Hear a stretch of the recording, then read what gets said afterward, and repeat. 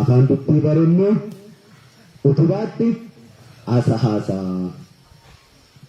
wanti jijjiiruu qabnuuf walitti himnu ishii kanaa jechuudha.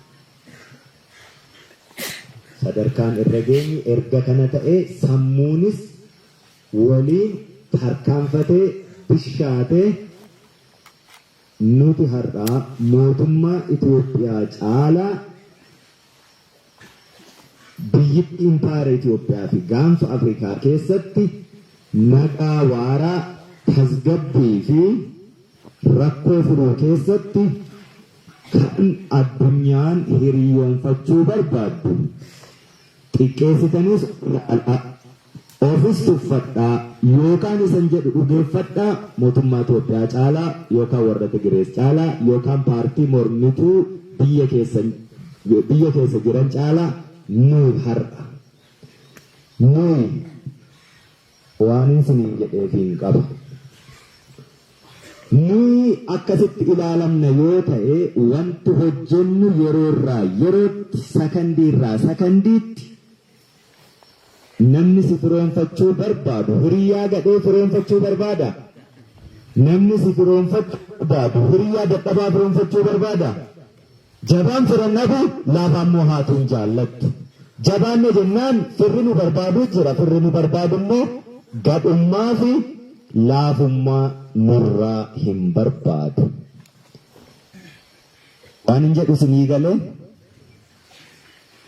eekkamuu, arrabsuu, abaaruu, diniinuu mee bifuma sinii galuun isinitti himaa jechuudha. Bakka sana dhiise wal hubannaa.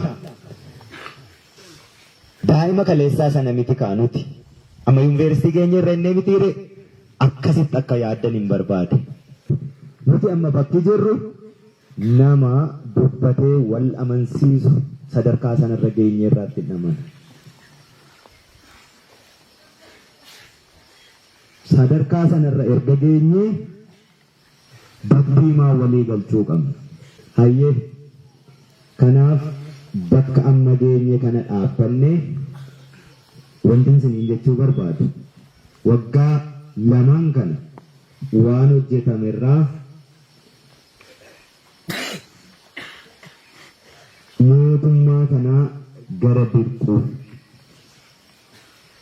jaallatee miti humnaan dirquu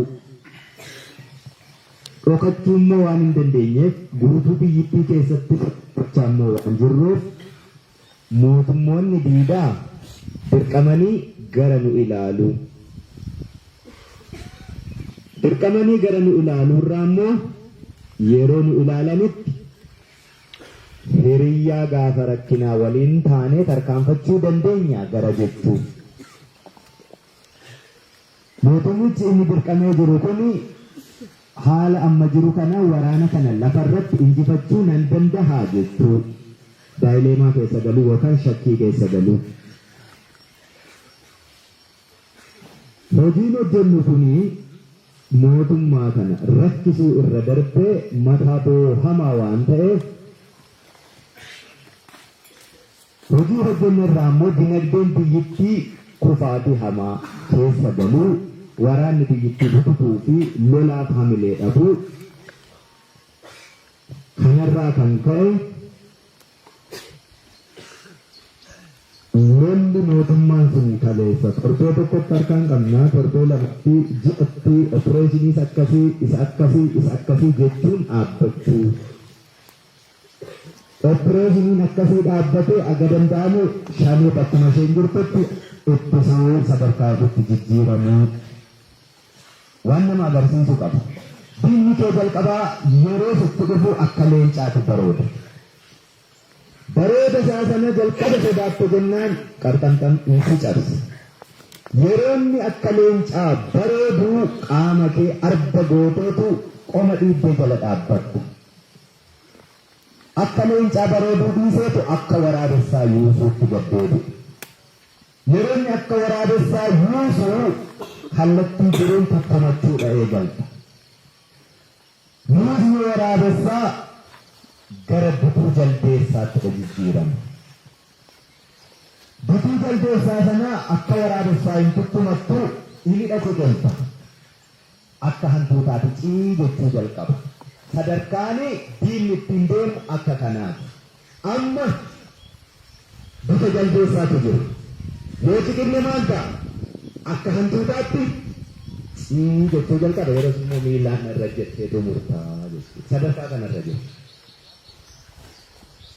Tolaan finnee kana. Tolaan dhufu. Akka leencaa baroodus hin jiru amma darbe ture. Akka waraabessaa yuusee sagaleen nama sodaachisu hin jiru. Amma corporation. Bituu gamaa